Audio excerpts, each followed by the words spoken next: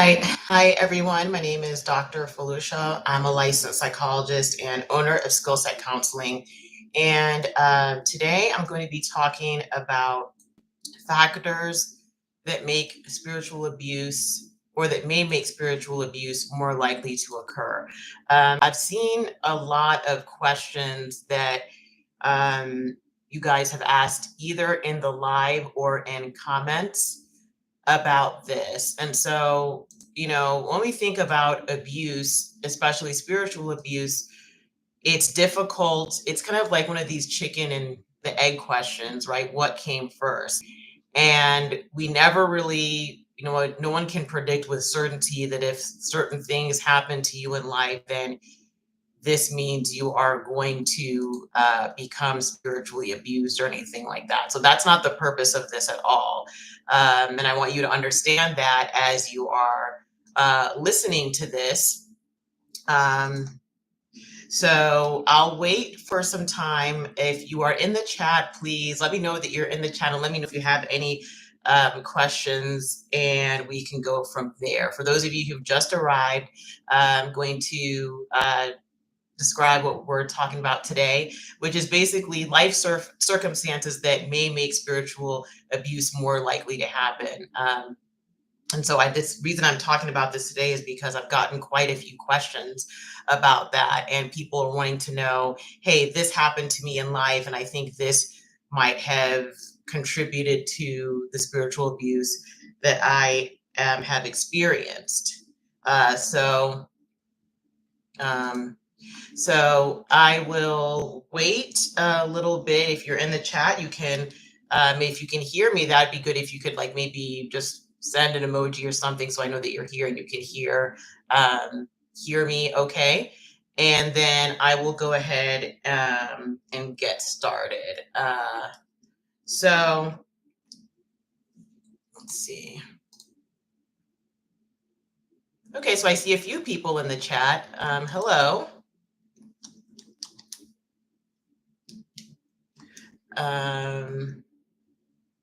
Okay, Liz says, hello, yes, all is well. Hi, Liz, good to see you back. I think I've seen you in one of the other chats, so it's good to see you back. And again, we're talking about life circumstances that that are associated with spiritual abuse or that may make spiritual abuse more likely. However, I would love to hear what other questions that you all have. So definitely put them in the chat if you have any. So one of the circumstances that I believe, and again, this is just my opinion, right? And I'm not saying this is definitively true or not, but one of the things that I think is more likely to be associated with spiritual abuse is past abuse. If someone has a history of being abused, it is my opinion more likely that they're going to undergo spiritual abuse. And this is not at all to blame the victim. Sometimes when people hear things like this or they ask questions like this, they really are trying to make sense of the abuse that they experience, which I completely understand. But there's a difference between making sense of it, and there's a difference between making sense of the abuse that you've been through and blaming yourself. And I want you to not blame yourself. And so if you have been through past abuse, it's going to be more likely that you will go through spiritual abuse. And that's because abusive people tend to, I think, flock together, right? I know that when people have told me about how they experienced abuse, especially at the hands of their family, they will say that they experienced abuse from multiple family members. And that's not surprising. Abuse thrives, especially in certain types of family systems. And so imagine this, if you grew up in an abusive family system, you're going to experience abuse from multiple family members, most likely. And then those abusive people are going to be attracted to certain types of environments, right? If you think about it, somebody who is abusive wants to gain, they don't necessarily want to publicize the abuse, obviously, but they want to be around people that make them feel good about what they're doing, or at least will look the other way, right? They might get a slap on the wrist, or they might be told, well, this is why this abusive behavior is justified. And so, when I've people who have experienced spiritual abuse in their marriages will often say that the abuse that they experienced at the hands of their spouse was worse or began when they went into that spiritually abusive environment. Okay, so I see a few more people in the chat. So if you are in the chat and you have a question, let me know, or say hi and introduce yourself if this is the first time. So what are the, so again, I'm getting back to the topic at hand. Prior abuse is a correlate of spiritual abuse, right? So if you've been through other types of abuse, especially childhood family abuse, unfortunately, people who have experienced spiritual abuse have told me that they have experienced abuse at home, and then when they were in that spiritually abusive environment and tried to get help, things got worse for them. And so they might have experienced increased abuse. They might have heard messages that made them feel guilty for bringing up the abuse, or they felt that the abuse was somehow their fault. So that's one. Some people have also asked me about culture, and do I feel that certain cultural factors make spiritual abuse more likely? And I don't know. There are a few ways to look at that. I would say that I don't think any cultures in and of themselves inherently lend themselves more to spiritual abuse, but I do think that within certain cultures, if certain practices are more likely to occur, or if certain things are either looked down upon or valued more, then spiritual abuse may occur more frequently or may go undetected for longer. So for instance, if somebody is part of a culture where divorce is highly frowned upon, or an individual who gets divorced may not have a lot of resources to support them after the divorce. And that can include things like family members supporting them. If there's family members or society, for some, in some cultures, divorce is very shameful. And so individuals who get a divorce may risk a lot, and so may be more likely to stay in abusive marriages. And so in certain cases like that, if they're also experiencing something like spiritual abuse, or if the spiritual abuse that they're experiencing is also perpetuating the abuse within the marriage, then both of those things might be harder to not only detect but escape from. So there are some cultural factors that can definitely play into that. Another thing that can also happen is that if somebody grew up in the type of environment where critical thinking was looked down upon, that can also make spiritual abuse more likely to happen. So for instance, some people have talked about how they were raised either in households or cultures where questioning authority was seen as very disrespectful or not even to be done. And so, oh, hi, Island 91. Good to see you here for the first time. It says, thank you for going live. I have developed CPTSD because of this. Oh, I'm so sorry to hear that. Anyone I'll leave it up to you guys in the comments. Does anybody want to tell us in the comments what CPTSD is? I'll explain what that is. It's called complex post-traumatic disorder.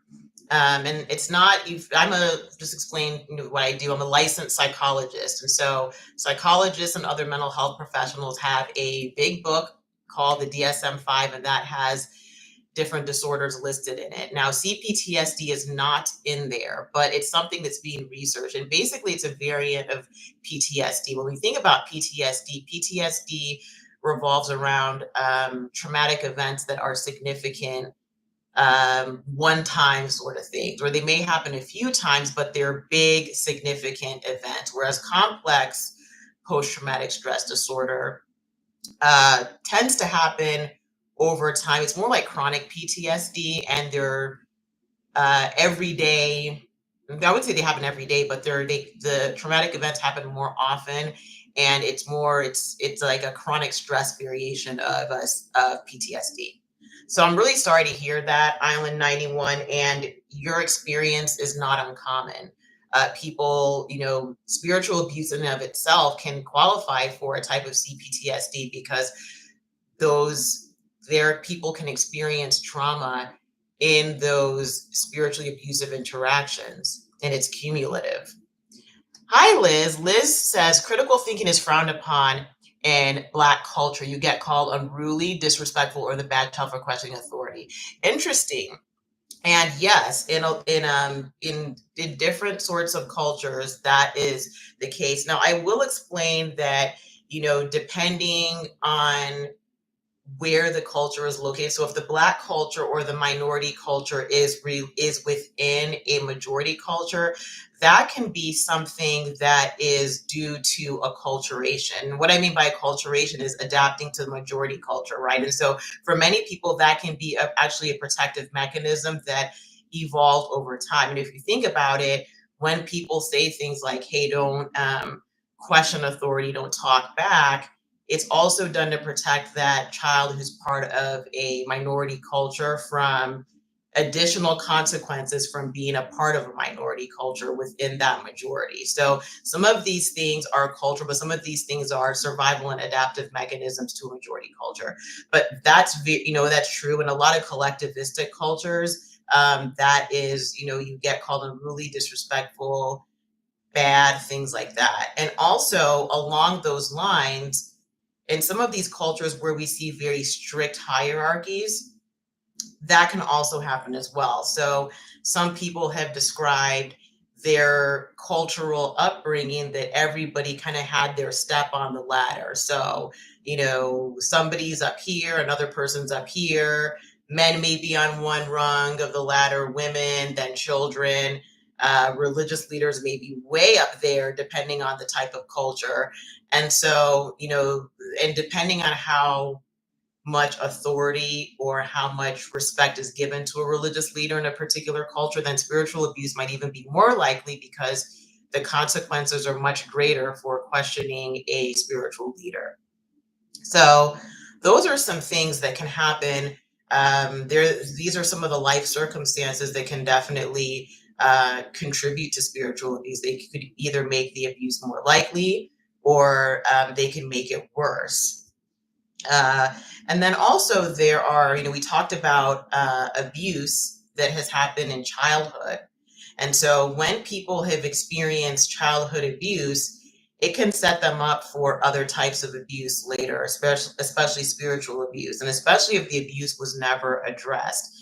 And sometimes these abuses, unfortunately, can happen at the same time. And so somebody could be dealing with abuse at home as a child, and then also dealing with spiritual abuse in the spiritual environment.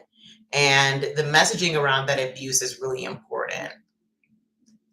People who are abused tend to be very isolated.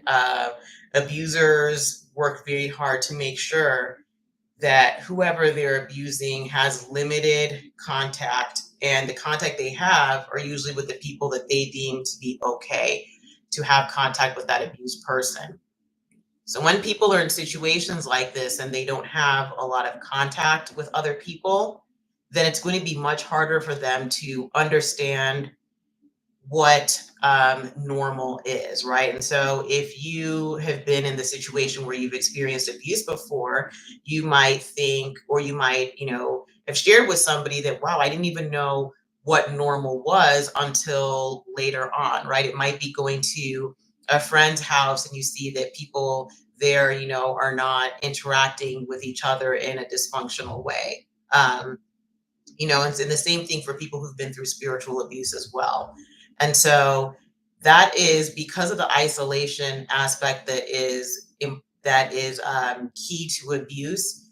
That isolation makes it a lot more challenging for people to even understand what normal functioning looks like. So I see a few more people that are here in the chat. And so if you are new to the chat, welcome, or if you're new to this live, welcome. I'm seeing some new people. Um, so, um, so I would like to ask you all, what are some other factors that you think could be or are related to spiritual abuse or could make it more likely? Okay, Liz asks, what about the crabs in a bucket mentality? Is that adaptive behavior to stay in line with the group or else be isolated or ostracized by family or hometown? Can that contribute? Yeah, that's a great question. And, you know, it's hard to say whether I think some of it is adaptive. If you think about how spiritually abusive leaders or even abusive people work, they need to work around a system. They usually do not work in isolation. They have people supporting them. And so some of those people, I have a video on this about people who enable abuse do that. For some people, it may be a survival mechanism for themselves, but it isn't always the case. Everyone has their own reasons for doing that. So for some people, yes, it might be to stay in line. When people are, sometimes when people see somebody who's being abused and that person is made an example of, they don't want to be on the receiving end of that. Sometimes it can work in a different way. So, if we think about some of the examples that I've discussed before about spiritual abuse, if there's a spiritually abusive leader and they've built up their echo chamber, so to speak, and they have all these people around them, then those people are likely experiencing some benefits, right? And they might feel that they're part of the inner circle. And so for them, they're going to fight to keep that position and they don't want to lose certain benefits and access to the leader and things like that. And so some of that crabs in a bucket mentality might be due to them wanting to fight for their own position. It doesn't justify it at all, but that might explain why some of that occurs. Island 91 says, I was abused since I was 3 and now 33 years. Yeah, I totally understand this and still going through spiritual abuse situations in my life. I'm tired, honestly. I'm really sorry to hear that. It is going through abuse of any kind can be very draining. And when you say you're tired, I can imagine you're probably tired, not only emotionally, but physically, because our minds and our bodies do go together. And so if you are experiencing challenges with your mind and your emotions, you're going to feel it in your body and vice versa. So I'm glad to see the comments, the comments being more active. For you all that are in the chat, what do you feel are some life circumstances that could contribute to abuse or spiritual abuse? So I'll wait for someone to, for any of you to put that in the chat. Something that I have noticed is that for some people, being in a position of like having some sort of strong need, especially financial, there's a strong financial component to spiritual abuse that doesn't get talked about as often. But when people are in situations where they're financially desperate or they are going through financial hardships, spiritually abusive people take advantage of that. Abusers in general tend to look for areas of need and weaknesses in their victims, but I have noticed that with spiritual abuse, people who are going through things financially tend to be targeted. And so you will see things, financial abuse is a strong component of spiritual abuse. And people have shared situations in which if they were the ones being abused or family members or friends, gave lots and lots of money to these spiritually abusive organizations. And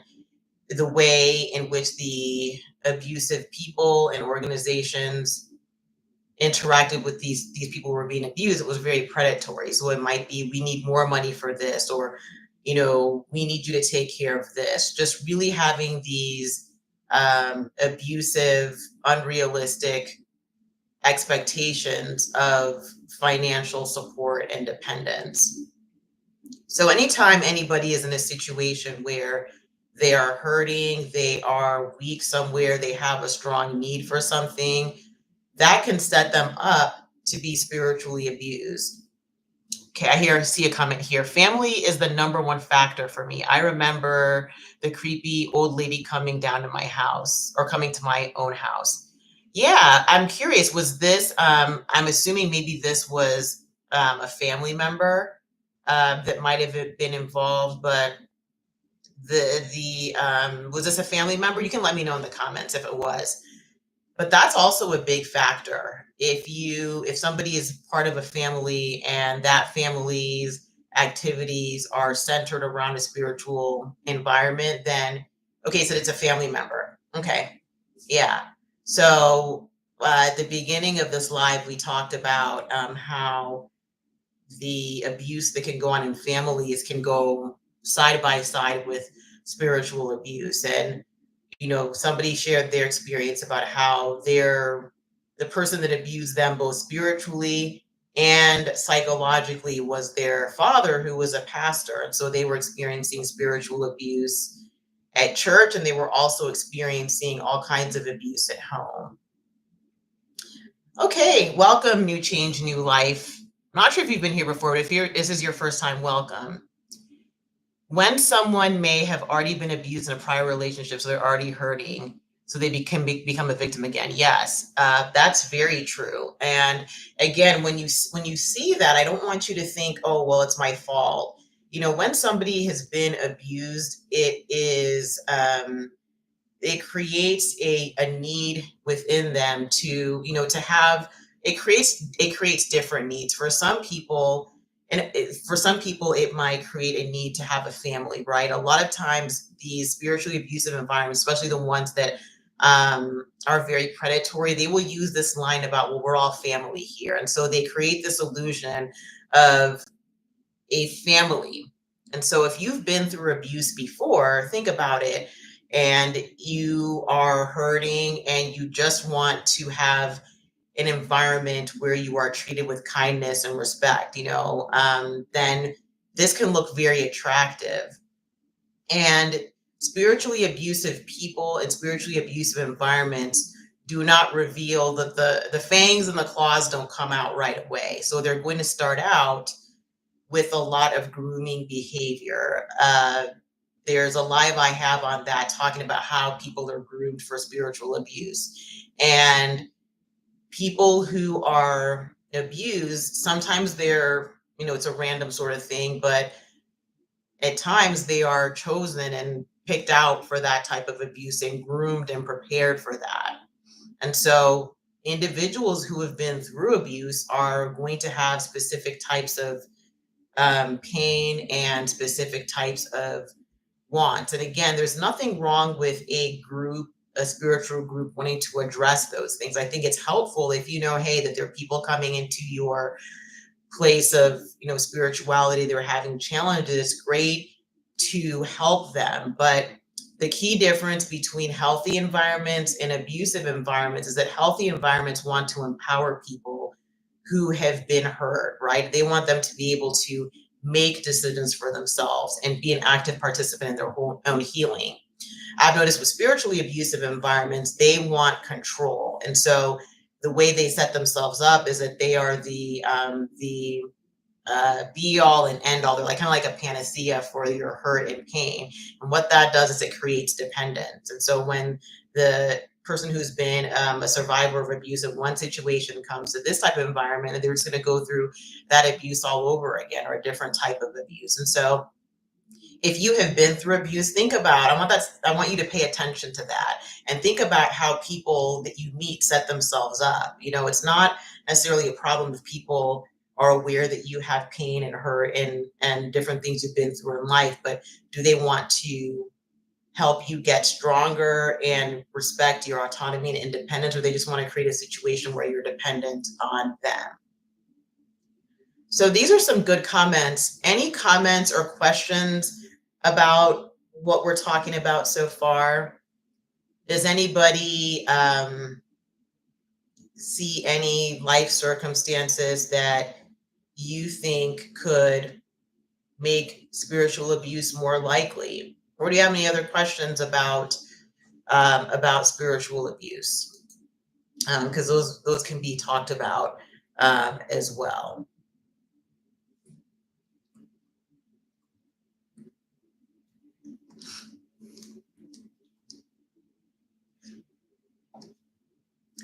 Um, so something that can also be helpful is okay. Control is another big factor, especially with my mom. She was in a domestic violence case. How can you heal from that? I'm sorry that your mom has been through that, and with people's healing from certain types of abuse, it's going to be very specific. The first thing you always want to make sure of is that you're safe. Safety has to come first, and then healing is going to look different for different people. But you brought, but you, and so for some people, it could be, seeing a licensed professional and going, and then also doing some other things on their own too. But you mentioned something in your comments that controls another big factor, and that is key. So for people who have been through situations where they were, in a controlling environment, it could be with a controlling person, a controlling partner, a controlling friendship, something where somebody was very big on control, then that might make spiritual abuse more likely to happen. And when people are very controlling like that, the person on the other end of that control may not notice red flags as quickly because they've been in situations like this. It may not necessarily be that they even think it's normal. It just may be that they don't see what normal can necessarily look like. And so that can also be a challenge. And so when you are checking out a new environment or a new relationship, you want to look for control, and control doesn't announce itself loudly. Oftentimes, you'll see control in underhanded ways, manipulation, gaslighting, things like that. So those are some life circumstances that can happen. I talked about financial concerns, right? So when people are in a situation where they are either they need something in terms of their finances, or they're in a desperate situation. Something I've also seen is illness. And so when people are in a situation where they are not feeling well, maybe they're dealing with chronic health problems, that can be a target for spiritually abusive environments. And people have talked about how they have, they've either themselves or they've seen family members give all this money so that they can get healed from something, and they didn't get healed from it, or they're basically strung along by the environment. If you do this, this, and this, you're going to get better. If you give us this amount of money, or you give us this amount of time, it's not necessarily announced out loud, right? It's more of creating a situation where that person who is in that tough situation, in this case, being ill or dealing with an illness, putting them in a situation where they become dependent on that environment. And so think about it in terms of situations where dependence could be more likely to happen, or where somebody is in a position where it might be hard for them to notice that that dependence is going on.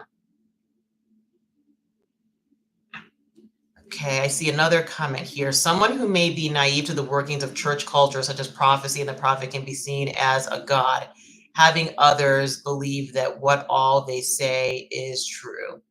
Yes, yeah, that's true. Um, because there's a video I have on this about prophetic abuse, but that is something that is really, especially in some of the spiritual cultures that emphasize prophecy, you can see that. So basically, when someone says, "Hey, God told me this," or "I believe you should do this," and claiming to speak for God or some other spiritual authority, I know of many people who have had their lives ruined by listening to and believing these sorts of prophecies. And I also like what you said there too about someone who may be new or naive to the workings of church culture, because somebody on the outside could think, well, that's stupid. If someone is saying that, God told me this, or you should do this, just don't believe them, just walk away. But the way church culture works, um, especially in those environments where this prophetic thing is really big, is that it can be abused, right? So if someone says, well, I don't believe what you said, or I don't agree with that, then that's looked at as very bad, right? That person could be told that they're spiritually corrupt, that they don't have enough faith, that judgment will come upon them. So a lot of the reasons why this type of abuse can work the way it does work is because of that type of environment. And remember, a lot of these environments, people are isolated, and so they don't see how healthy culture should work and how healthy healthy communication should work, right? If you want someone to do something, you like something for someone to do something, you can just make a request instead of couching it in saying that God told me to tell you this, or God says you have to do this, right? There's nothing in and of itself wrong with prophecy, but it can be definitely used and abused for control. Another comment, illness. Yeah, I had many of them. I had a TBI and I was diagnosed with learning disability. I'm so sorry about that. Speaking of illness too, these spiritually abusive environments can use illness as a way to control and shame people. So people are told, well, the reason you're sick or this family member is sick is because you didn't have enough faith or you didn't give us enough money. There's always this goalpost that's being moved.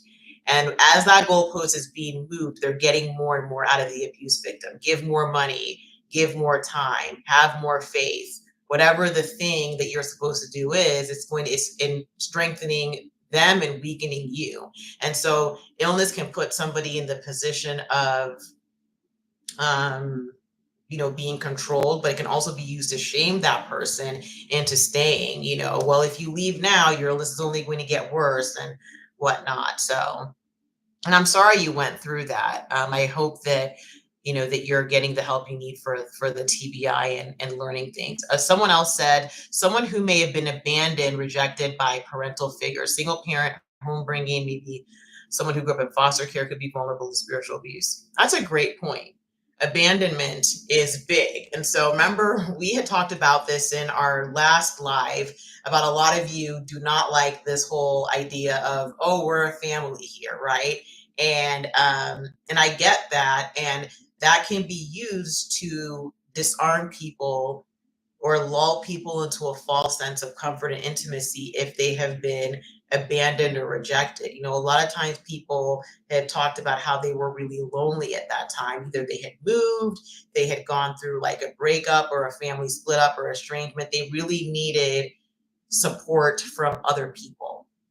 And that spiritually abusive environment looked like that was the perfect place for that to happen. And so yes, that's a great point. Being abandoned, rejected, and it's not even just being alone, but that the process of being abandoned and rejected adds the pain of being alone, and so that can make a spiritually abusive environment seem very attractive, and they know what they're doing. These systems have been in place for some time, and so they work well. They know what they're doing, and they know how to make people feel like they are never going to be abandoned again. And something that's important to understand is that a healthy environment will recognize people's independence. So people can leave, people can stay. And so making a promise that oh, these will never abandon you or anything like that doesn't seem very healthy to me, because people should have the ability to leave and go, right? Healthy individuals work from the perspective of allowing each other freedom, not trying to control one another. So these are great points that you all are bringing up in the comment section. What other factors do you think might relate to spiritual abuse or make it more likely? We've talked about prior abuse, we've talked about culture, talked about finances. Curious if there are any other things that you see, um, anything that you see in there.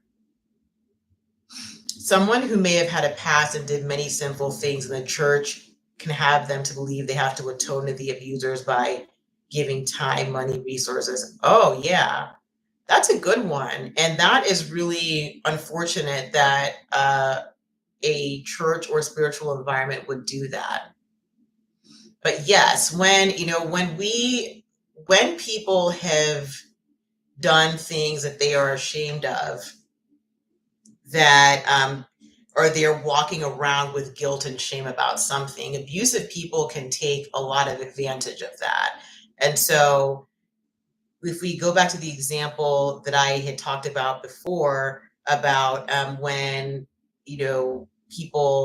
people are abused, especially when somebody's like a minor or something like that, or a youth, they can a person who is abusing that person might catch them in the act of wrongdoing. So I remember on the news there was a guy that talked about how he was caught stealing, and the person that abused him said, well, he threatened to tell his parents about getting caught stealing. I think the person that abused him like stepped in and made sure the charges were dropped, but then used that as leverage against him. And so think about it, that goes very well with your example, because there's this idea when people have had things in their past that they're ashamed of, that, well, if you do these things, then that can get rid of that guilt and shame, right? And so when you talk about atoning, giving time, giving money, giving resources, it takes advantage of the spiritual, the nebulous nature of spirituality, right? We can't quantify spirituality. We can't quantify who is more spiritual than somebody else, who has more faith. But abusive environments like to take advantage of it and like to put it in terms of things that we can see and count. So money, time, things like that, and this belief that like you have to atone. Well, that's a really good point, and I thank you for bringing that up, because when people spiritually abusive environments and abusers in general um, really love to work on people's guilt and shame. And so I have a video on this. I might put it in the comment section, not comment section, but in the description box a little bit later, that I'd like for you to watch. It talks about how you have to become immune to guilt and shame before, as a part of your recovery from spiritual abuse. And the reason is abusive people know that you're feeling guilty about things, and they want to milk that for all it's worth. We have to understand that sometimes if we feel guilt and shame, that doesn't mean that necessarily we are guilty or we have anything to be ashamed of. And so that's something that is a lot easier said than done, and that people tend to work through, in therapy and through their own inner work and things like that. But just because, again, I'll say it again, just because you feel guilty doesn't necessarily mean you did anything wrong, and just because you feel shame doesn't mean you have anything to be ashamed of. I'm not saying that because if you do feel guilt or shame, you should just ignore it, but it does mean that you need to react mindfully to it or respond mindfully to it, instead of like allowing yourself to be like hooked in by an abuser that will try to make you do what they want because you're feeling guilt and shame. I see a comment here that says spiritual abuse is almost psychological torture. Yeah, a lot of people have described it as such. It is psychological torture. And I would like to hear from you all in the comments, actually, before I give my opinion on this. Why do you think it is so torturous? I have some thoughts about why spiritual abuse is especially grievous and harmful. I'm not, this is not the abuse Olympics and to say, well, one abuse is worse than the other. Every abuse has its own ramifications, but there are some really challenging things about spiritual abuse. So I'd love to hear from you. If you are in the comments, why do you think that is? If you think that is, maybe you don't. What are some thoughts about why that could be?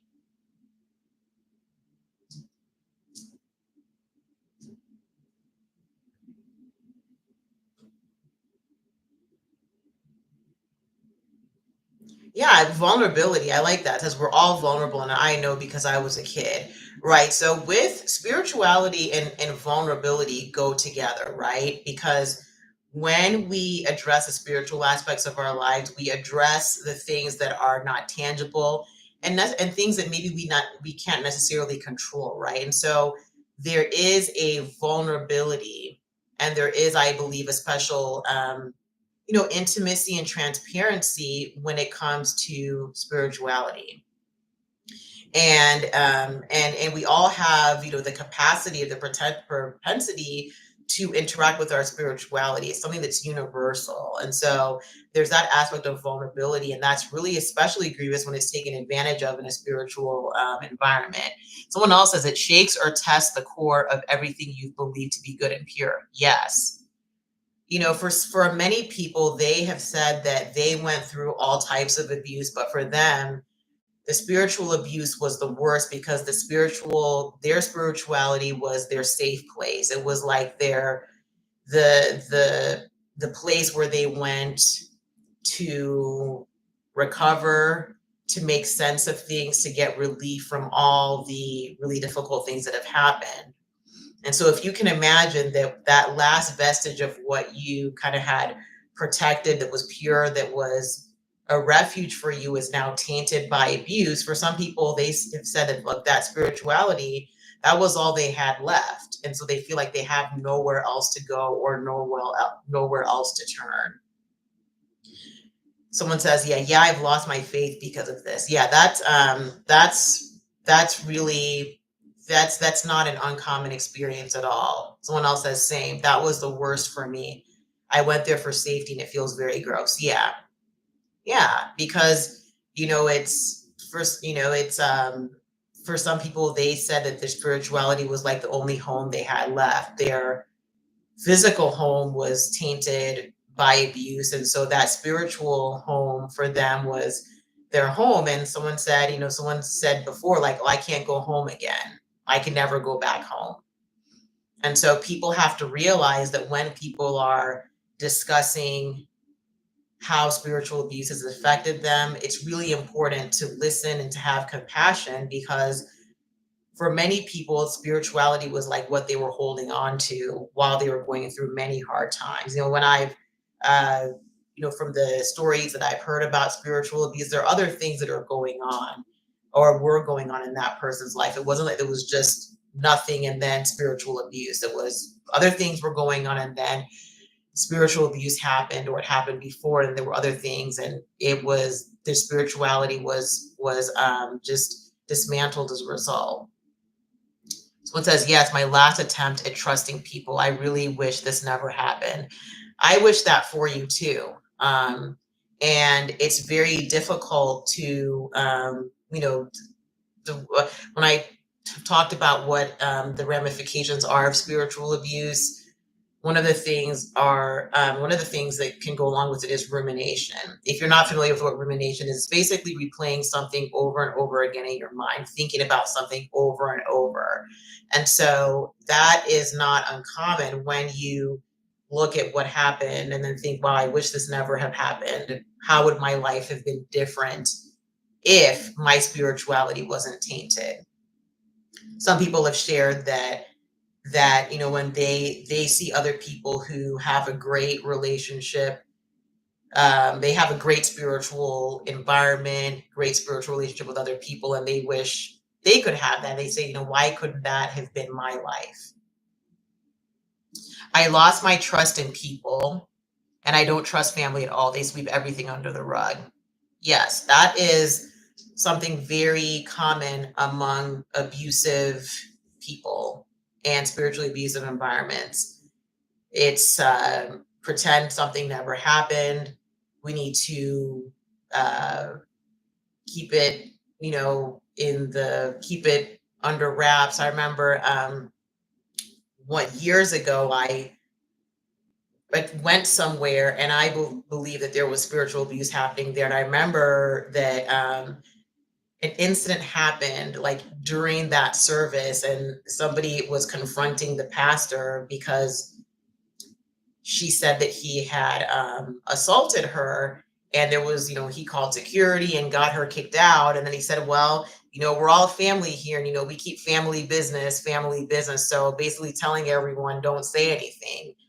And judge thought that was very strange and not helpful. I mean, if he didn't do anything, why is he saying don't tell anybody? But anyway, this whole idea of sweeping everything under the rug and not telling people and using family for that is not not healthy at all. And so it's understandable that people would lose their trust in other people because you look at situations very differently. And yeah, that can be really tough. I'm trying to find balance in my healing, talking about the past, but not staying there. Ah, that's good. I like that. And you might stay there for a little bit. That's okay. It's healing isn't a linear process. So you might talk about it, you might hang out there for some time and then realize you're hanging out there for too long and leave. But yeah, it's important to be able to process it with people that people and environments that are supportive. And so that's a great perspective. I like that, finding that balance. And someone another comment, wow, so sad. Imagine her pain. The victim is always blamed and kicked while down. Yes. That is a one thing that I think is particularly egregious about spiritually abusive environments is just the numbers, right? And so in a family, maybe you have a group of people in a family, but spiritually abusive environments, there are lots of people, right? And if you think about how with some of these environments, they're part of like networks, around the country, around the world. And so people have talked about how they literally had no place to go because their name was put out there, and and news travels fast. And so this can be really horrible. And being kicked while you're down is another thing. And so people have talked about how they come to these environments, maybe talking about past abuse, things that have happened to them, or trying to get justice for the abuse that they are experiencing, and all they get is being kicked while they're down, being blamed, told you are at fault, you brought this on yourself, being threatened. People have told me all kinds of stories. You guys have told me some stories in the comment section about being sent, harassing messages, and just it feels very, what's the word I'm looking for? These spiritually abusive environments can act like gangs because they have a lot of people and a lot of resources. It's not just groups of people. There's also lots of money involved. And so someone said they felt like they were like fighting against this very evil machine, and they just felt a lot of hopelessness. Okay, hi, I see a new person here. Hey, doctor, I know you mentioned how guilt and shame can be an avenue for spiritual abuse, but I was listening to an interview with Judge Joe Brown recently, and he mentioned that guilt and shame is necessary for people to regulate themselves. I was wondering if you had any thoughts on that. That's a great question. I do think guilt and shame can be very helpful. We kind of have these two conflicting ideas. Some people feel like if you like you should never feel guilty or ashamed, right? So if you feel guilty or ashamed, just get rid of it. It's bad. Never feel guilt, never feel shame. No, there people who are who have maybe psychopathic tendencies. The guilt and shame with them might need to be up a little bit, right? So guilt and shame are important for self-regulation, but again, everything is about balance. And something that I've talked about, and I will say again, is that you really need to be able to understand, um, what's the word I'm looking for? Like degrees of things, right? Not everything is black and white. So it's not that guilt is bad or guilt is good. Shame is bad, shame is good. More of what are you doing in response to that guilt and shame, right? So let's say you do something and you feel guilt for it, right? So if you feel guilty, what do you do?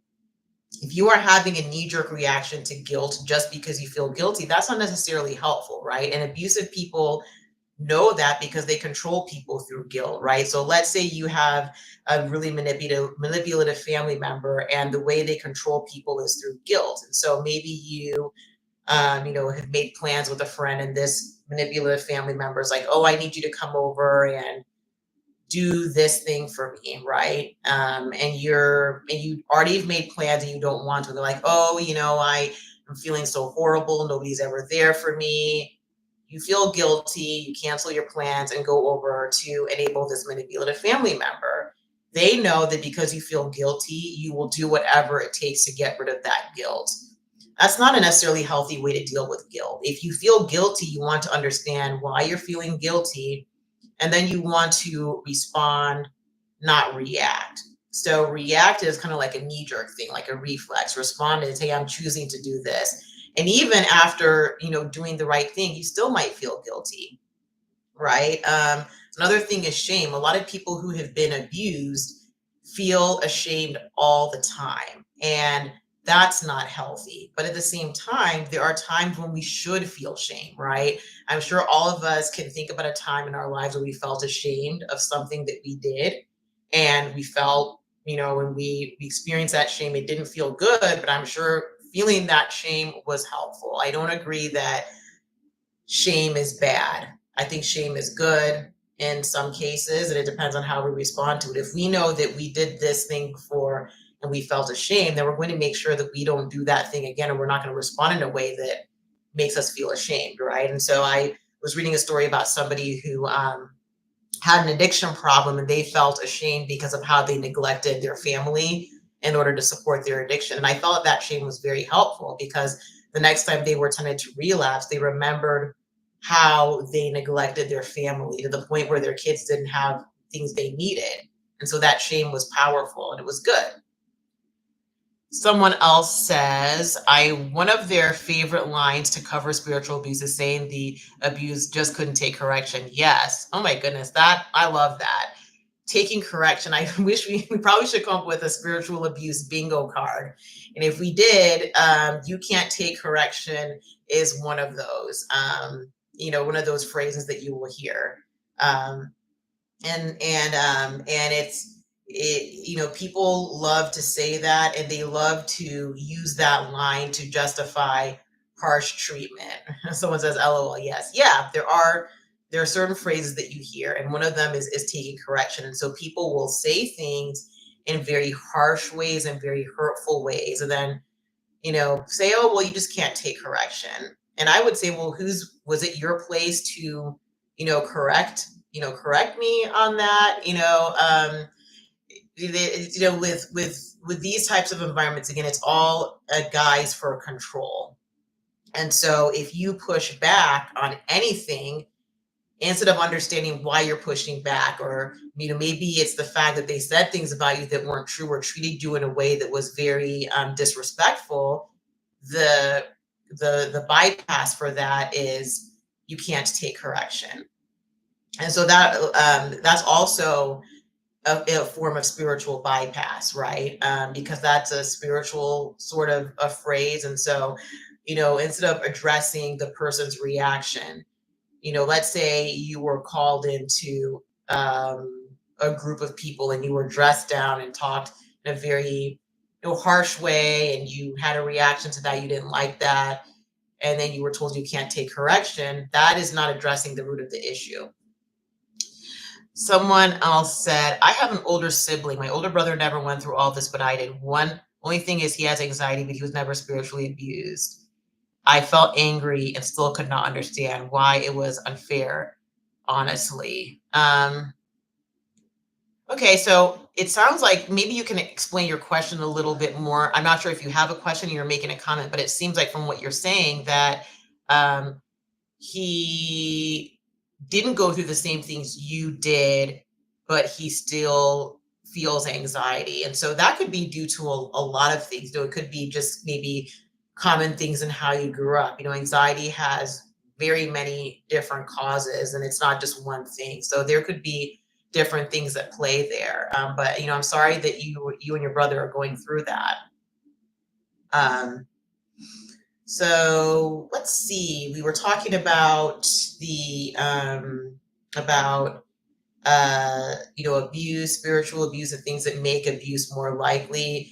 You guys in the comment section you have some really wonderful and perceptive insights. It sounds like, the things that you all have brought up are prior abuse, um, environments where control was prevalent. We talked about these people who enable abuse, this crabs in a bucket or crabs in a barrel mentality. Um, okay, someone else says thanks. So it seems that maybe the most precise way to go about that is by regulating guilt and shame in the totality of the truth rather than adopting a narrative that's rooted in falsehoods. So we need to be discerning and we need to seek to understand the situation almost with a bird's eye view. Yeah, you put that really well, actually. And if you think about people who are abusive, they are not wanting to look at the whole picture. It's very self-serving. And so whatever the remedy is almost always in a way that will benefit them. And so, part of it is that if you're feeling guilt and feeling shame, something to think about and something that might be helpful, if you journal. Do any of you like journaling? If you like journaling, put a 1 in the chat. I've noticed a lot of people that are in this community like journaling. And so if you do like journaling, something that you can do is get a journal and just start noting down times when you feel guilty and what you did in response to that. It's not so much the guilt or the shame. Okay, I see some ones popping up. Yeah, journaling is helpful. So there's something you can do is journal about what happened the last time you felt guilty about something. I see some more ones. Yeah. So, okay, I felt guilty. What did I do? For some people, that guilt, by especially when you survived abuse, I look at it as a protective mechanism, and I want you to be able to look at things from this perspective so that you understand why you do what you do. It's not anything to shame you, but if you are in a situation where you are being abused, you need to do whatever you can to survive. And so part of that is that if you feel guilty about something and you fix it right away, that's a way to either preempt further abuse or to lessen the abuse. And so many of these things are just ways that people learn to survive abuse. People who have been through things like this can pick up really easily, I think, when somebody might be displeased with them. And so if you know that somebody is displeased with you and you don't want them to feel bad or yourself to feel guilty about it, then you're going to do what you can to get rid of that. But again, when you are feeling guilt and you need to feel or you feel ashamed, we need to understand what's behind that. So we are independent beings, right? I'm not saying that we shouldn't be in a community, but I'm saying that we are autonomous. We are not meant to be controlled by somebody else. So if your guilt is coming from the fact that you didn't go along with what somebody else wanted, not needed, right? Wanted, right? Maybe they wanted you to come hang out with them and you didn't want to and you feel guilty. That's fine that you feel guilty, but it doesn't necessarily mean that you did anything wrong. It just means what they wanted at that time was not something that you wanted to give them. And that's okay, because we weren't created to control other people. We can give freely if we want to, but it doesn't mean that you have to do something else just because somebody else wants you to do it. Because then that means that they are of more worth than you are. And we're all of equal worth. So okay, someone else says, I started feeling as if I deserved the abuse of God, was getting his lick back for all the time that I sinned. Oh, wow. Oh, wow. I'm sorry. That is really tough. And I'm sure that being in a spiritually abusive environment, you probably maybe heard some things like that. It's I think that some of the most challenging things about abuse that can occur or when people are told not only that that the abuse was their fault, but also told that they deserve that abuse. And that's just really an awful thing to be told by somebody. So I'm really sorry that you went through that. Somebody else says, I would say yes to whatever request so that they would not be mad. The false guilt trips and manipulation. Yeah. Right. And so if you think about it, when you are just so used to saying yes all the time to avoid feeling guilty, sometimes it's like like you said in your comment, you didn't want to deal with guilt trips. Some people, abusive people especially, really know how to turn the screws on people. And so I've heard of people getting like repeated text messages, the point where they've had to turn off their phone because these people would not let up, either asking, are you going to give us money for this? Where were you? Just that, just on and on and on. And so sometimes people say yes, not because they want to, but because they just want the guilt trips to stop.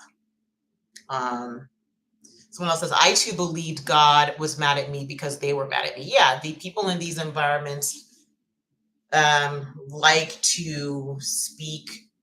They will sometimes act as if they're speaking for God. And so, and, when it's unfortunate because people in these spiritually abusive environments, when you're participating and talking with people and you're just part of that environment, you don't have a, like, God is not there, or whatever spiritual entity you believe in, they're not there physically. So it's almost like that environment, the people in the environment are speaking for their representative of that entity for you. And so when this is all you have, then of course people are going to feel, if it's been an abusive environment, they're going to feel pretty awful about it and not want to be a part of that anymore. So these are all some great comments and really good insights here. Any other sorts of questions that you all have, or any other things that you see a connection with, or connection between, that environment, that event, or whatever it is, circumstance and spiritual abuse? Someone says guilt and shame for a crime, yes. Or guilt and shame for a crime, sure. Yet being guilty for being innocent in a church environment is not healthy. The church is not a courtroom, and they'd be used to commit a crime, if that makes sense. Yes, it absolutely does. And, there's, the feeling like you're in a courtroom, not good. And feeling and having that constant feeling of guilt is not good either. So sometimes when, sometimes I'll ask people out of curiosity, when they talk about feeling guilt and feeling shame, how often does that come up? Are there times where you don't feel guilty and ashamed? That might be something else to journal about as well. When you've gone through abuse, for some people, they feel guilty and ashamed when good things happen to them. And to me, that's concerning, because that means that guilt and shame is always there. And if things that are good that are happening to you are occurring, and then you feel guilt and shame because of it, there may be this underlying belief that you don't deserve those things, or you're unworthy of them, or that those things may get taken away from you. Like someone said, that God is going to get his lick back. And so those are things to be aware of. This has been great. I've really enjoyed interacting with all of you here in this live stream, and you all have some really insightful comments. And so I would just recommend that you journal about some of these things. And when I say journal, it doesn't have to be hours or, even a long period of time. You can just jot notes down, and you can have different themes for different periods of time. If maybe for you all here this week, maybe just note when you start feeling guilty and ashamed, and think about what's related to that. Someone says guilt and shame more like I felt it when I graduated from college. Oh, tell us more about that. Do you remember what it was, that you felt guilty and ashamed about? I'm sorry that happened. For a lot of people who've been through abuse, big significant life events can bring a lot of guilt and shame.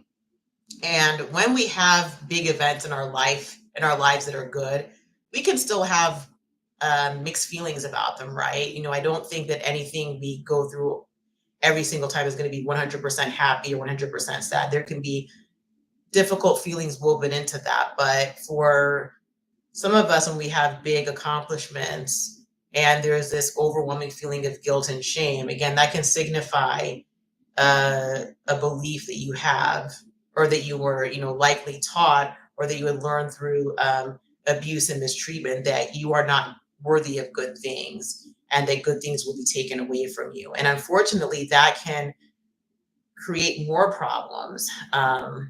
It might be hard to sit with those good feelings. You might do things to kind of get in the way of your own success too, if you have that.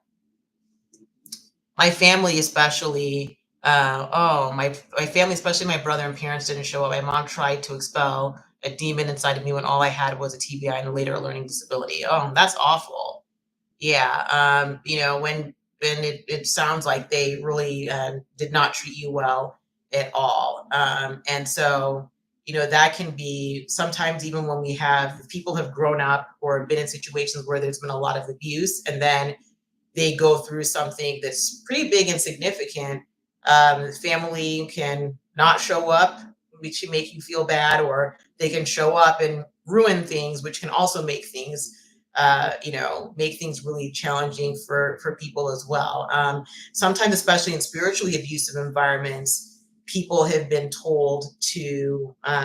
made to feel ashamed for doing well, especially if whatever they're doing, that success is independent of the spiritually abusive environment. And so maybe somebody gets a job promotion, they might be told, well, the only reason you were able to get that promotion is because you don't spend enough time here with us, or how much money are you going to give to our institution as a result of this promotion, things like that. So the environment you're in also, especially if it's an abusive environment, can contribute a lot to that, making you feel like you're not worthy of your accomplishment, or that somehow that abusive environment is owed a portion of that, or you owe it to them.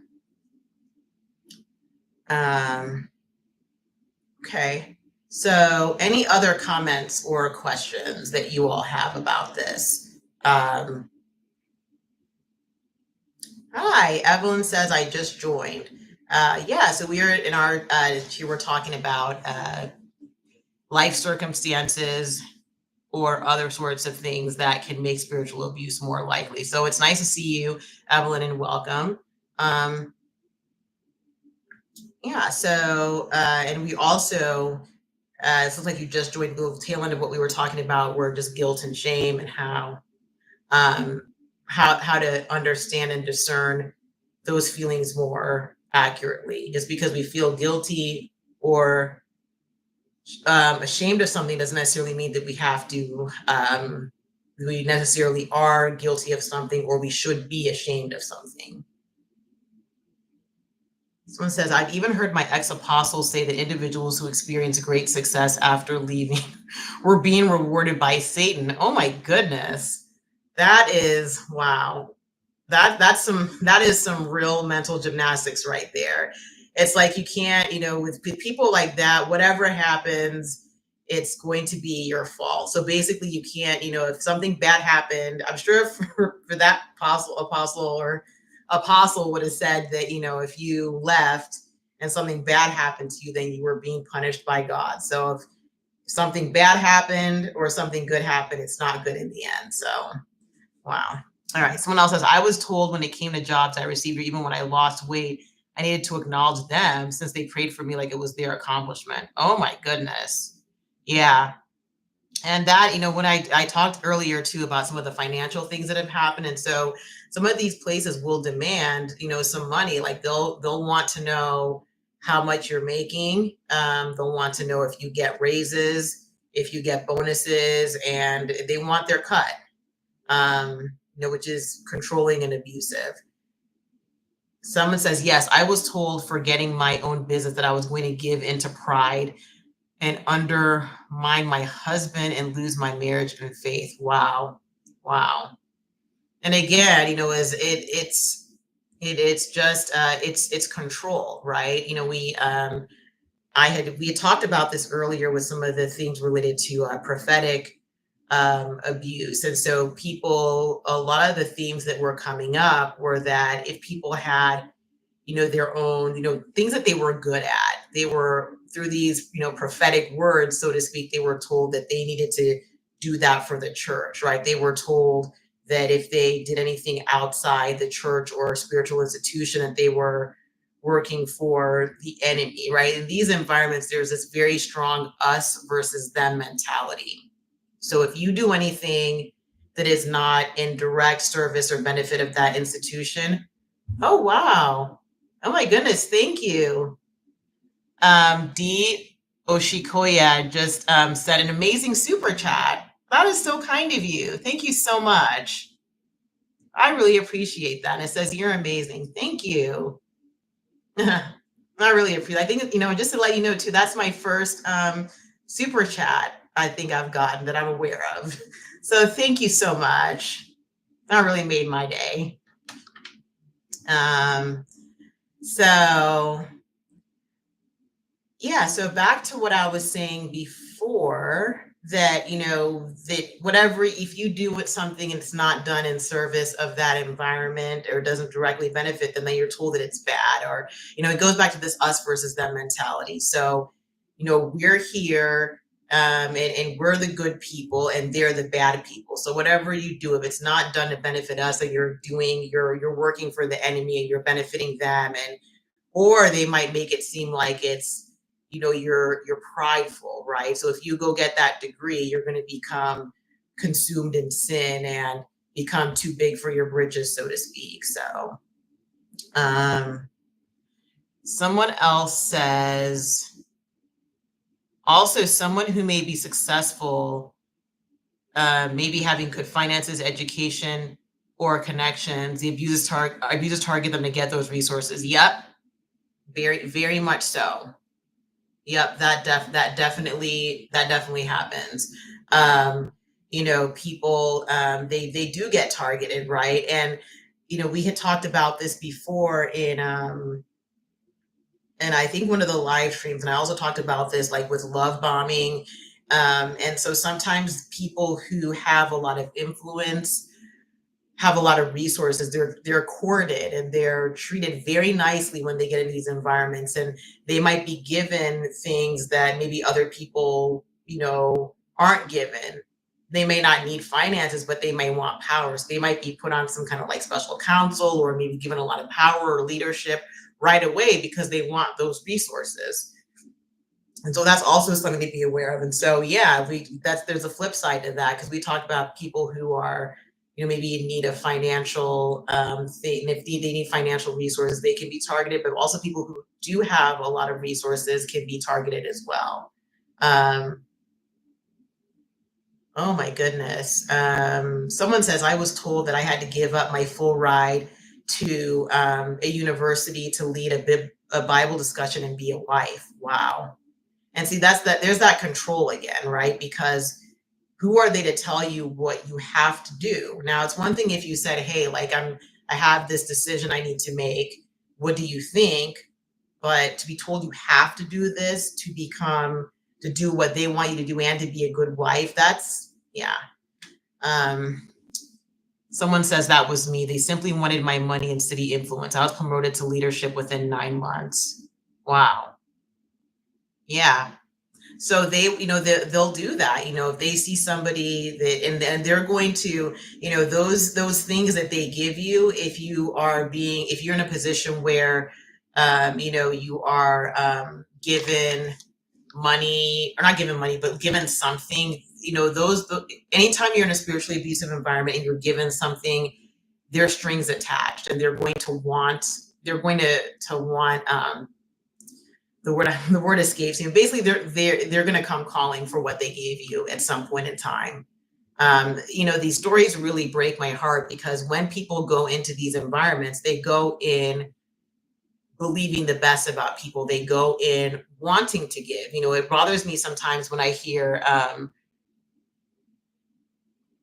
people being labeled as selfish and prideful. I mean, there are selfish and prideful people everywhere, but for those of you who have talked about what you have had to give up or what you were told to give up, I'm sure you probably came into that environment wanting to share your resources and wanting to be kind and helpful and be supportive. And unfortunately, people see that and take advantage of that if they're abusive.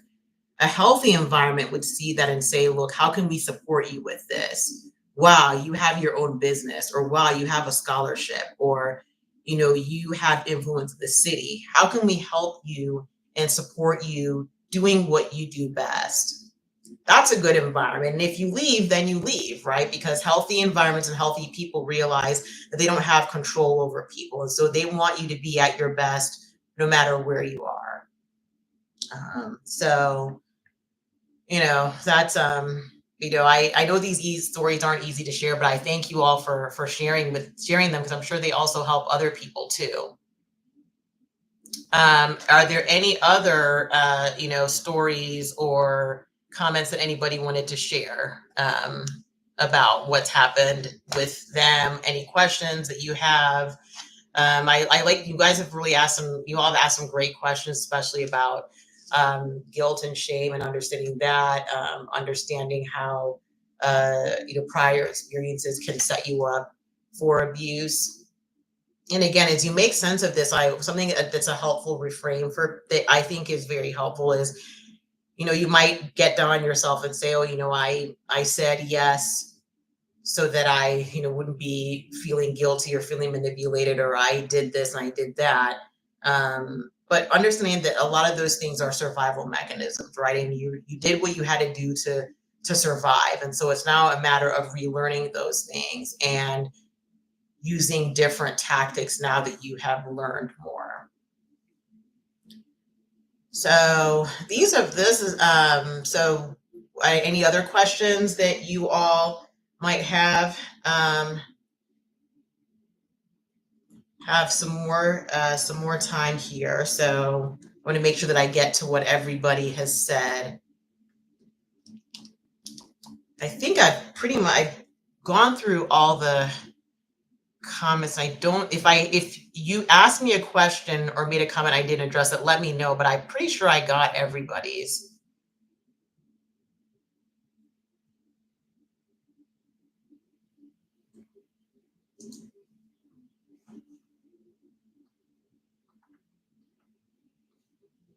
Something else too that I felt very stupid after being scammed. That was not like me at all. Yeah. And that's understandable, but remember, you're up against a system, right? Sometimes when we think about these abusive interactions and these spiritually abusive environments, it's one against many, right? It's you up against a group of people that have been doing this for a long time, probably, and they have money and they have resources and they have a machine behind them. And so it's never been a fair fight. And I understand, how you would feel that, a lot of times people have been scammed in these type of situations. I'm curious, has anybody ever been part of a building fund scam? Some of these environments, they'll say that you have to give us all this money for some sort of project that never gets done. And they say you have to pledge all this money. Now, again, if it's done in an ethical way and people want to contribute and there's transparency, sure. But I'm just curious, maybe put a 1 in the chat if you've ever been exposed to something like that, where they're coming after you for money for a scam, or not, some kind of building thing or some kind of financial endeavor. Someone had talked about in one of the comments on one of my videos that they were in a situation where they actually they had everyone in the room and they said they weren't going to unlock the doors until they had gotten a certain amount of money pledged for a building. And that's coercion right there. And that's just absolutely ridiculous. But wow, yes, 1,000 for a new building. Absolutely no building to this day. Someone else says, yes, the pastor's office is full of, I think it says money here. There's something blocking the word here. Oh my God, the pastor's office is full of mold and the roof still leaks. Wow. Wow. That's awful. Anybody else been part of anything like that? That was the narrative for over a decade. Wow. Yeah. Yeah, that's really unfortunate. That you went through this. And especially the long-standing narrative about that, there can be a lot of shame around that. Again, there's nothing wrong with giving money to a cause that you feel is important. But when people are shamed into doing so, and then when there isn't even anything done about it, they're in other environments, there are legal consequences for things like that. Oh my goodness. So this says no building because God was not going to bless the disorder. Hmm. Wow. Wow. So, uh, yeah. Well, if I hope they, that's fine if there's no building, but can you get your money back is the question. Are they going to give you your money back, or what's the reason for keeping the money? You know? Yeah. Yep. So, so something too that I think is really important as we're talking about this is healthy environments are going to understand and respect your decision making. And so, an easy test anytime you're in a situation or environment and you are not sure if it's abusive is you can just say no, right? Or say, what, I want to take my time to think about this, and then see how they react. And oftentimes, places that are abusive will not accept or respect your no or your pause or your autonomy, whatever it is. They're going to want to do whatever they can to change your mind. And that's a red flag to me right there. Someone else says, per the pastor, it's being worked on. Oh boy. Someone said, no, I actually looked at it legally, and since it was given as a gift charity, at least, oh no, it says the laws of my state say I can't get it back. I'm sorry. That is unfortunate. They would announce the members supposed to give a month's, oh my goodness, give a month's salary every year. I was like, no. I always say no. Wow, they ruined my generosity. Just a comment. I love this channel. I want to thank you for everything you've covered. You're welcome. Thank you for everything you've shared. The month's salary, that is just, and I see that two people have said that their automatic response was a no. And I get that. And I tell people, you know what? Do that for some time. Let no be your default, and then you can always change your mind later and go back and say yes. And it's unfortunately that's kind of how people have to be now because of so many scams and not trusting in people to make decisions for themselves, right? When people go into these sorts of things and they are always after people for money and resources and time, and they feel entitled to that, then this is what's going to end up happening. For those of us who are wise to the game and have been through this before, the automatic response is going to be no. And I don't see a problem with that. If you want to say no right away, you can always go back and say yes. It's a lot harder to say no first and then say yes, than say, oh yeah, and then go back and say no. And try that. If you're in a space like that, say no, no, not now, or I need to give it some time, or I'll get back to you, and see what happens. See if they leave you alone and give you a space, or you get 10 texts by the time you get home. Someone says, I'm no longer part of that ministry, but God is restoring. Well, I'm glad that, I wish you could get your money back, and that's another thing too. Please don't sign contracts. From what I've heard, depending on where you are, they may or may not be legally binding. But I have concerns when people are signing contracts. So if someone wants you to sign a contract, please don't sign me. If it's one thing if it's an employment thing, but if you're signing a contract to give this, and this amount, if you can talk to a lawyer first, do it. But in general, I'd say avoid those sorts of things. And again, I'm not a lawyer, so this is not legal advice. I'm just saying from my own experience, it's best to hold off on things like that. Don't lock yourself into anything if you can avoid it.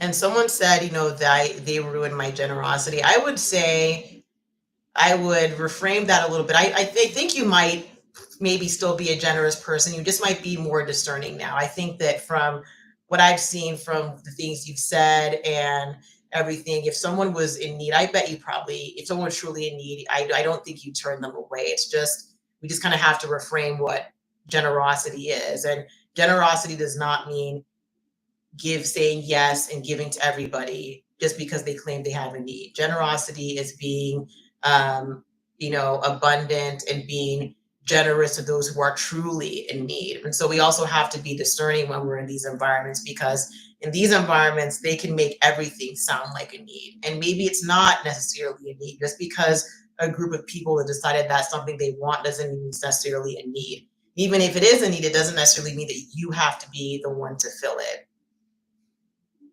One else says the new leader would say to me, they pray that they see the integrity. Hold on one second. See the integrity of Jesus. I said this lady has no integrity. Yeah, unfortunately, that's something that can be lacking in these types of environments, is integrity. We don't see that.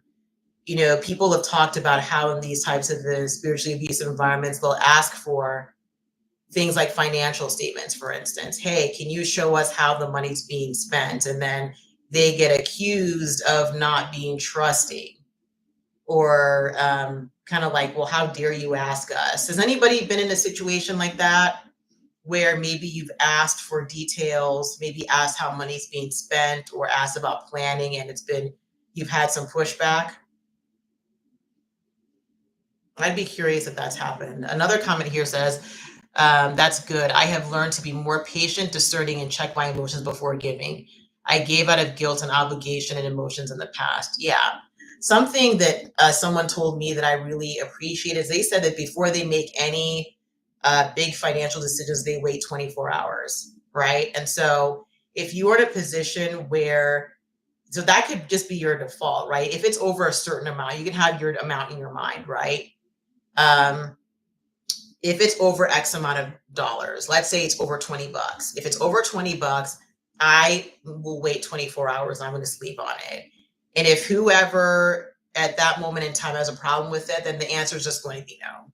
So I think that could be a default rule that works for you. You can change that around if you want, but I like that idea of waiting 24 hours. If it's really that important, they can wait. Someone said, don't worry about where it's going, just give to be blessed. Nope, I want to know where my money's going. Someone else said, yeah, they got irate. Yeah, and I see, so that's a tell right there too. If they're getting angry about providing financial details, and yes, you should know where your money's going. You know why? Because it's your money. So you have absolutely every right to know where your money is going and how it's being spent, right? There's nothing wrong with that. Someone said the pastor got really upset when asking about the financial books of the church. Yeah, that's a big red flag right there. And a lot of these places that engage in financial abuse as part of their spiritual abuse, they get angry about that, or they will turn the tables on you and say you're not trusting, you're being greedy. And again, there's a give and take. For some places, let's say you give money to, a particular fund. Maybe it's an education fund, right? Maybe they'll say, this is going to go to a scholarship for someone who has the most need, right? So in some cases, you may not have as much say as you would like, but at the very least, you have a general idea of what is being done with your money. They used to say, obey and be blessed. LOLMS. That's funny. We were talking about that earlier, about if we were to make spiritual abuse bingo cards. And so obey and be blessed would be one of them. I think the other phrase we had on there was learning to take correction. So if we had spiritual abuse bingo, that would be on one of them. I like to ask all of you all in the comments, what would you see on I'm going to ask you this, what phrases or words would you see on a spiritual abuse bingo card?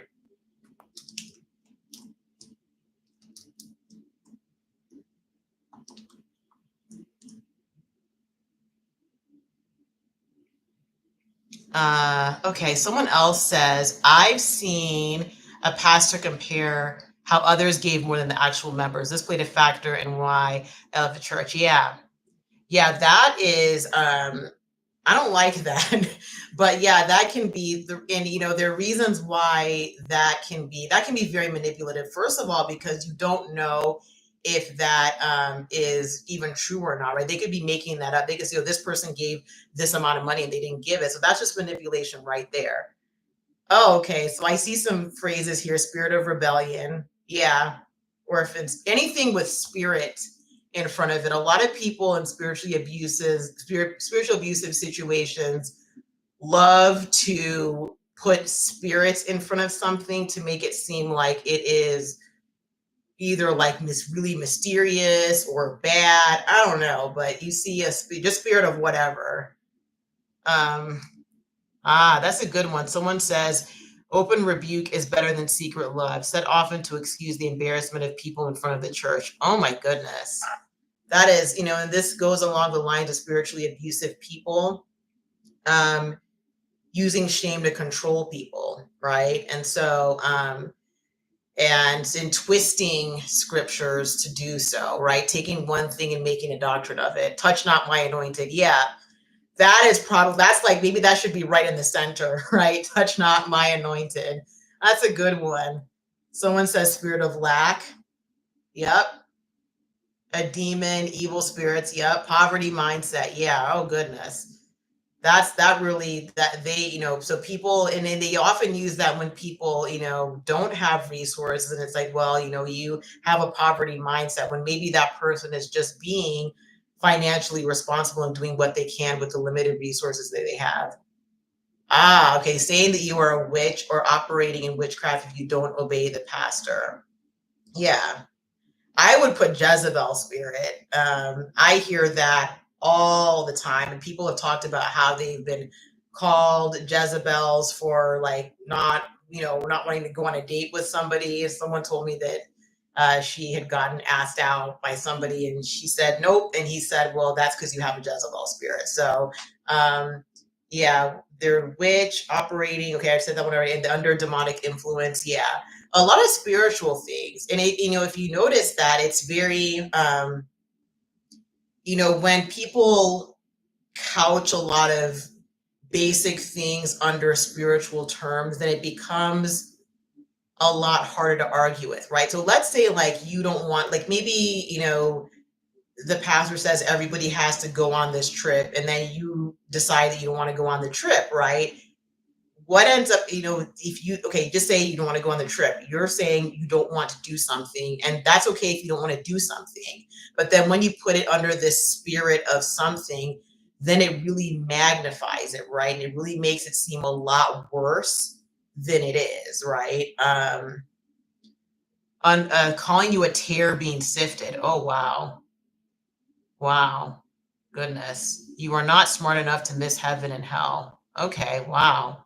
So again, a lot of spiritual things. And I've talked about this too, that in spiritually abusive environments, language is weaponized. And so a lot of these things that we talked about that we would put on this spiritual abuse bingo card is the language that's used and that's weaponized in these spiritually abusive environments. And so when people talk about this, sometimes people might think, well, what's the big deal? They're just words.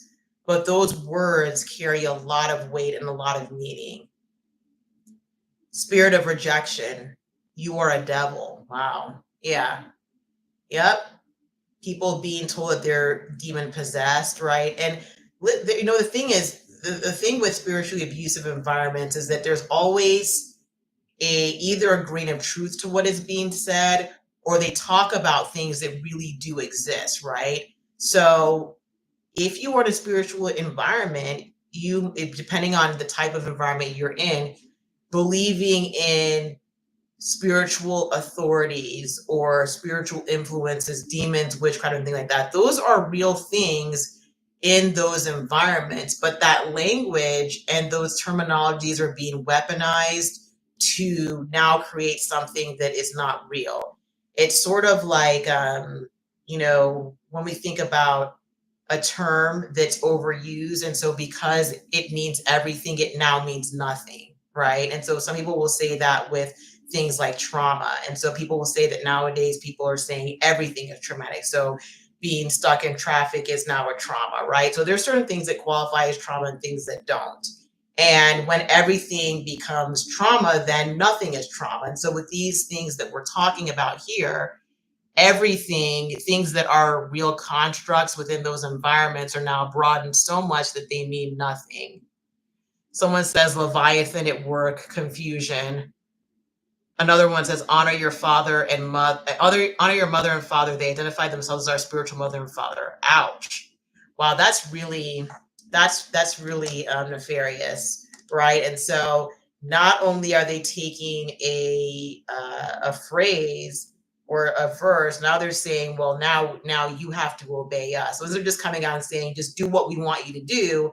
They're moving the goalpost, right? By saying, well, we're your spiritual mother and father.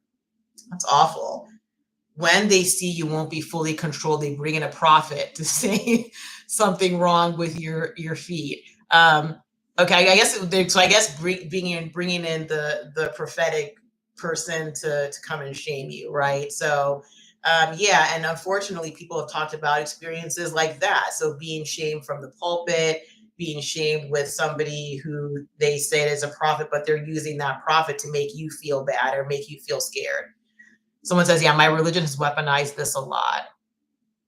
We were afraid to not honor them or our lives would be shortened.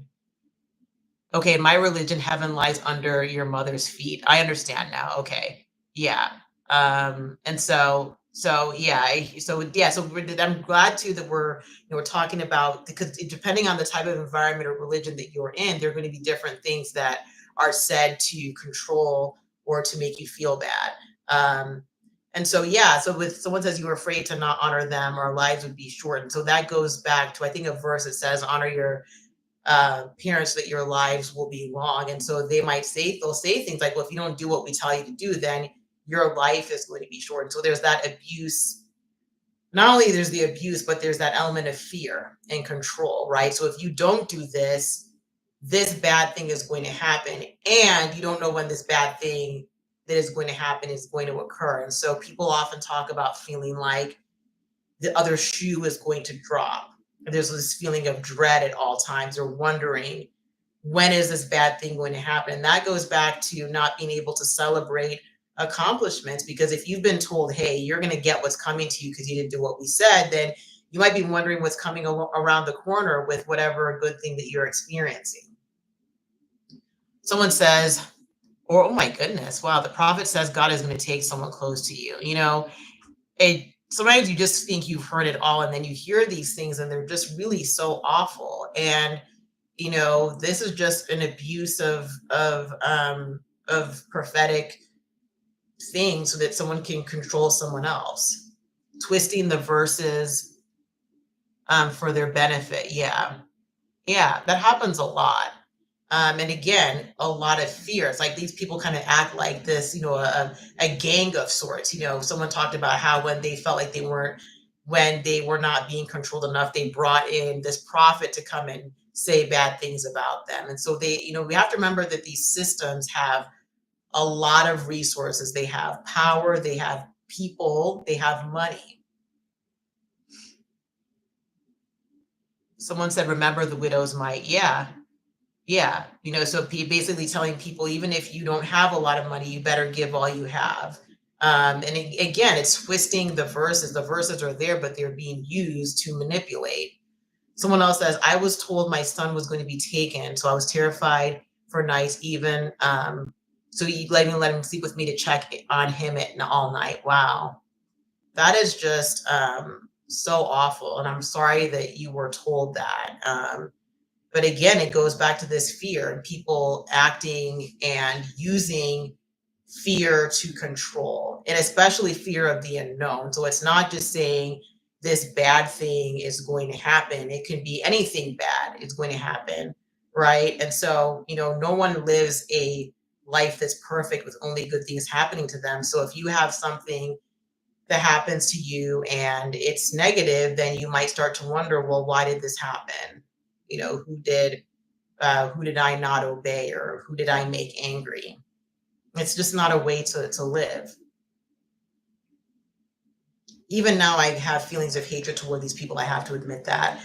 I don't it's understandable because they terrorized you, to make someone feel like their loved ones will be taken away from them for not doing what they said. And it's good that you're admitting that so you can work through that. Because it's, what they did in terms of instilling that level of fear. You went through a lot to have to be always worried and concerned. That's if some and that's the thing that I is very frustrating about spiritual abuse is that people have to understand that we are not meant in this world to have dominion over other people and control people, right? And spiritually abusive people don't want to admit that.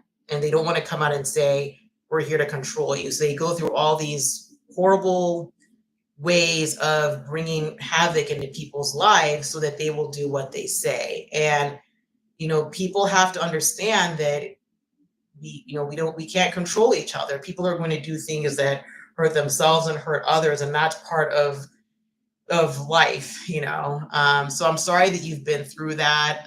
The stories that I'm hearing are really unfortunate, but I also am glad that I'm hearing that you all are being more discerning, right? It's one thing to go through all these things, but then as you're learning what's happening and as you're seeing, okay, this is not how life is supposed to be. This is not how we're supposed to treat each other. This is not how, this is not how healthy environments work, then you can be more discerning. So people are saying that they're not going to, give out information or give money or commit to things. And I like seeing that there's that discernment and that there's that growth after these things that have happened. Someone says that I'm just learning. I'm still a kid and I'm learning as I go. And unfortunately, people are just out of line. Yeah, and it's hard because as we see these sorts of things happening, we learn that our view of the world can change, and we see that, well, the things that we thought were true of people are not always true of them. Um, so yeah, yeah, we see just how out of line people can be.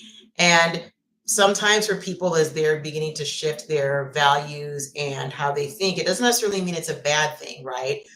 For you to be more discerning and to be more cautious doesn't mean you are a bad person or that you no longer have love or generosity. In my work with individuals who've been spiritually abused, I'm always I'm amazed by how resilient a lot of people are and how, even though they've been through these really challenging things, they are still working on themselves and still very much are retaining and working on their own autonomy and working on, well, how can I be a kind and helpful person to other people and not be like the people who abused me. So that's really commendable. I had to come to the realization that the abusers were insecure and broken, and they took those unhealed places out on us, unfortunately. Yeah. That's really, it's unfortunate that people choose to treat other people that way out of their own brokenness and insecurity. And so that's where focusing on your um healing and how you will react to situations like that is really helpful, because again, we can't control other people. We can only control ourselves and our own reactions. So these are all really good insights.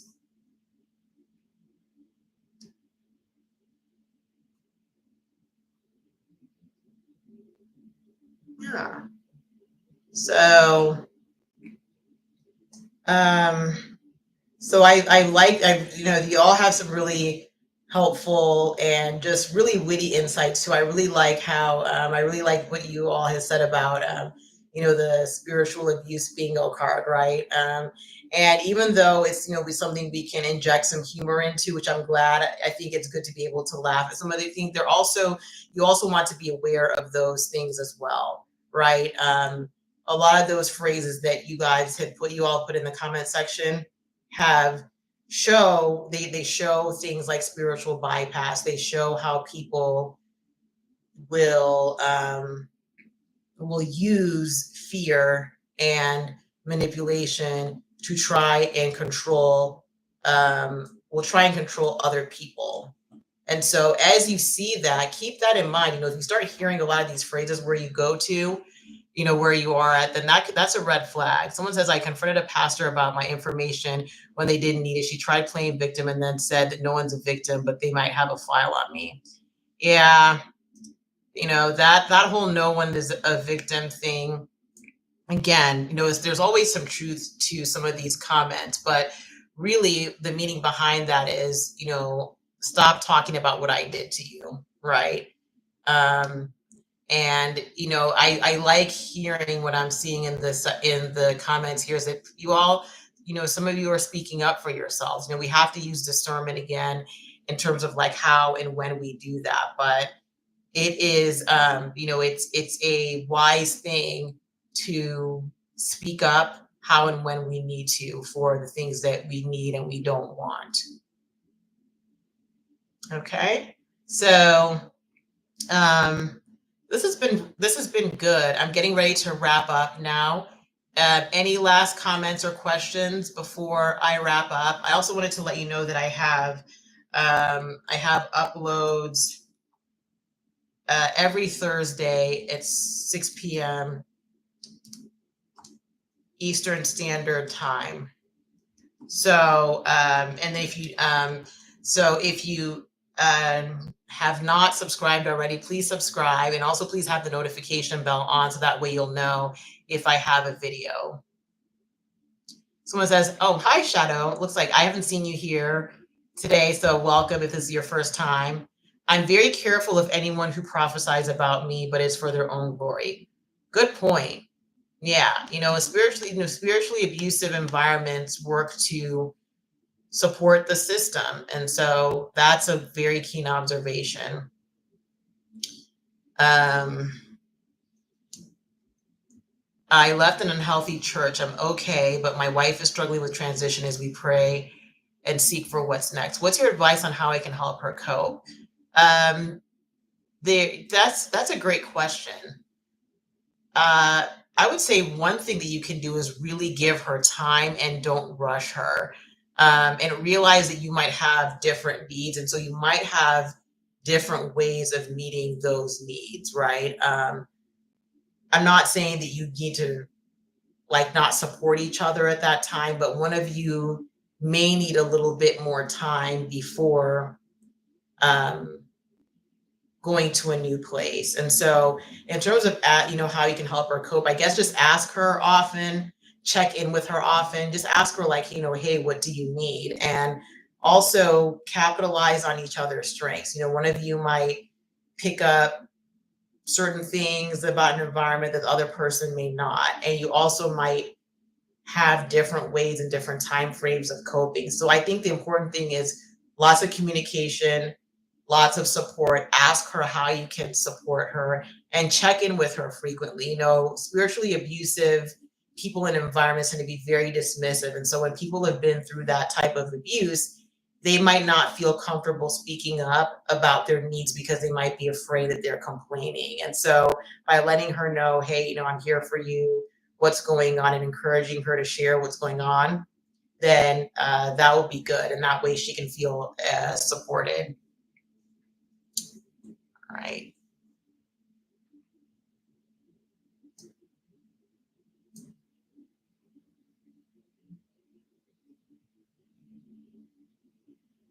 How long does your body take to catch up with your mind? I know they were full of nonsense, but now the body feels stuck there. Oh, I wish I had an answer to that. I don't have an answer to that, but I would say that our bodies and our minds are connected. So take care of one, take care of the other. Make sure that, if you feel like your body's taking a while to catch up, then pay attention to what your body might be telling you it needs. Do you need sleep? One thing that I think is really important is sleep. And so if I have, there's a video that I have on the channel that talks about 3 non-therapy things you can do. And so I'd recommend that you watch that one. just because it talks about more about mind sorts of things that you can do, and mind and physical things. I'm not saying do go to therapy or don't go to therapy. What I am saying is there's just things you can do right away. And so one of the things that you could do is make sure that your sleep is good. Yeah. So, talking to a professional, either a medical, talking to the right professional and getting that sleep in check, and getting the sleep addressed. Because if you're exhausted, then that really makes a lot of things much more difficult. So yeah, so if you're tired or you're not eating well, and also too with your nutrition, if there are things you can do with that. There are lots of things basically, but and there isn't really like one answer, but sleep would be a good place to start if you could. Um, and then yeah, I'm trying to see if I can find the video so I can share that with you. I think I found it. Let's see. Okay.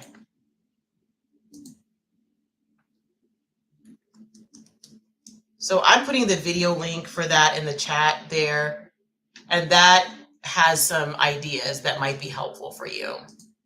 Um, that's a great question, and spiritual abuse can really take a toll on your body. So I hope that gets sorted out for you soon. Okay.